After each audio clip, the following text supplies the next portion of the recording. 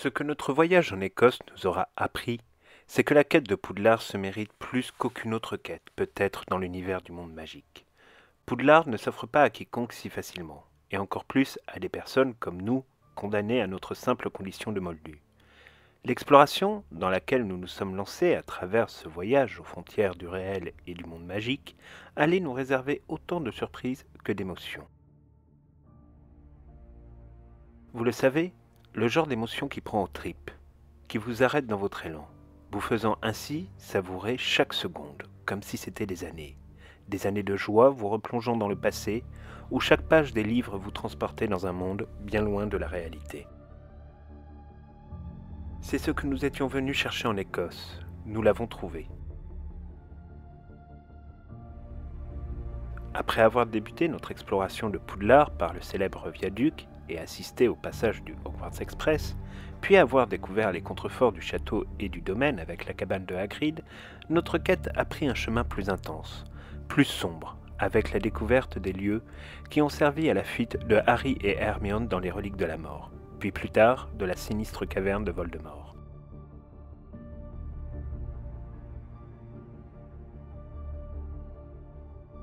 Notre voyage nous a transportés, cette fois-ci, sur les terres du domaine de Poudlard.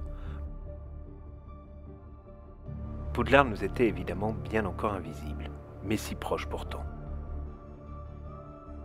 Comme un rite initiatique, il fallait se plier à ses exigences pour découvrir l'objet de notre visite. Nos pas nous ont menés à Lockheath, le loch solitaire, celui où le temps est suspendu comme par magie. Un bien étrange sortilège a fait de ce lieu enchanteur un lieu protégé, où nul ne pénètre pour d'étranges raisons. Un lieu isolé de tous, presque aux confins du monde réel. Perdu au cœur d'une vallée entre deux chaînes de montagnes, Lockheath est en soi un monument plus qu'un paysage.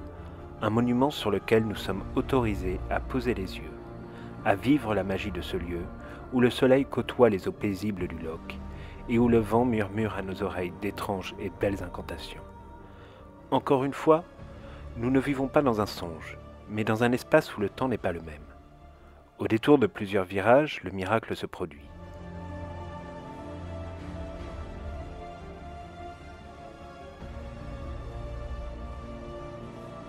Ce n'est pas un mirage.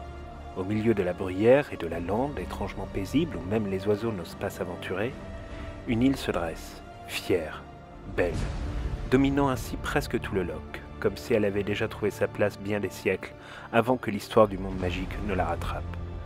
L'île du tombeau, le tombeau de celui qui envers et contre tout se dressa contre l'incarnation du mal absolu, contre celui dont on ne doit pas prononcer le nom.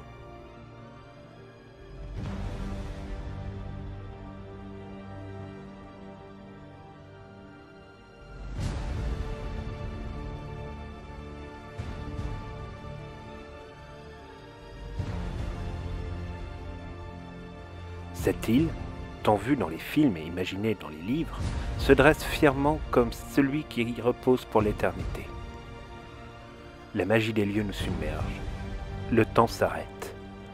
L'île, que nous pourrions appeler l'île de Dumbledore, est peut-être symbolique pour les fans potteriens que nous sommes, mais elle est aussi un lieu de pèlerinage pour célébrer le mystère potterien. Utilisée par la production bien avant la mort d'Albus Dumbledore et des Harry Potter et le prisonnier d'Azkaban, cette île demeure un endroit pour le moins étrangement mystique.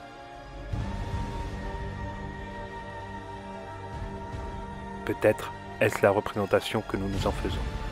Mais plus on se rapproche de ce lieu si mythique, plus un étrange sentiment nous envahit. Un sentiment de confort, de plénitude, d'extase devant la beauté de ce site sur lequel un certain nombre de scènes ont été tournées, soit pour de l'incrustation, soit pour quelques plans en fonction des films et des réalisateurs. La scène du tombeau de Dumbledore où Voldemort vient récupérer la baguette de Suro en commettant, une fois de plus, un sacrilège innommable, a été probablement tournée partiellement sur place ou reproduit en studio. En réalité, il est difficile de le savoir. Les informations divergent et l'évolution de la végétation depuis le tournage des 2 derniers films laisse peu d'indices sur la question. Un rapide examen des lieux nous indique cependant que la production a bel et bien passé suffisamment de temps pour laisser quelques traces de son passage. entre un espace aplani à proximité, mais bien caché, qui a clairement servi à entreposer le matériel et les tentes de production, mais également des câbles et transformateurs électriques oubliés sur place et recouverts peu à peu par la végétation, le doute n'est plus du tout permis. Ces traits discrets, restes finalement d'une production dantesque, sont comme des indices dans notre quête. Nous suivons la bonne route vers Poudlard. Peu à peu, nous en sommes de plus en plus persuadés. L'île n'est accessible que par bateau. C'est mieux ainsi, cela renforce la dimension sacrée du lieu. Même si des fans ont eu l'étrange idée d'y fixer une stèle, rappelant le sacrifice de l'ancien directeur de Poudlard. Cette étrange apparition nous fait autant rire qu'elle nous interpelle. La solennité, la majestuosité du lieu se suffisait pourtant largement à elle-même. Mais tous les goûts sont dans la nature, et cela est plutôt discret au final. L'île de Dumbledore est une preuve concrète que le mystère de Poudlard demeure à notre portée. Cette étape franchie, on se demande quelle est la prochaine, s'il y en a une d'ailleurs. L'inspiration viendra probablement de la magie de ce lieu unique, préservé, presque sanctuarisé. Nous nous laissons aller à une contemplation béate de ce paysage si unique, si fantastique et si mystérieux.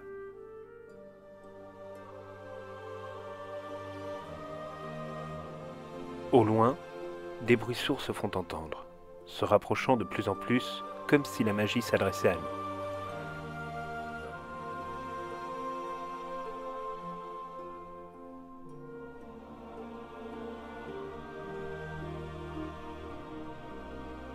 Les eaux calmes et paisibles, presque d'huile, nous offrent une vue immense, incroyable.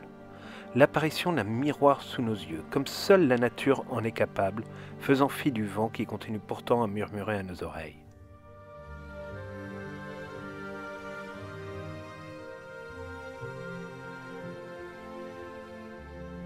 Les forces de la nature sont là pour nous dire quelque chose. Le bruit se rapproche de plus en plus. Nous avons tout juste le temps de tourner la tête que le Poudlard Express fait son apparition. Instant de grâce, tandis que le train se reflète dans l'eau, dans une symétrie que seule la magie peut rendre aussi parfaite.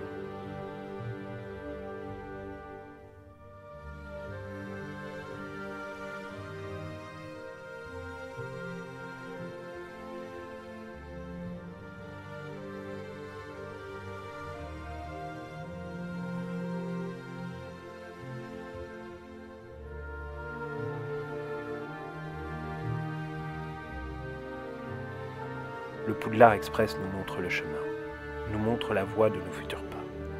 Une nouvelle route s'ouvre devant nous, à la recherche de nouveaux mystères. Nous savons désormais que Poudlard n'est plus si loin.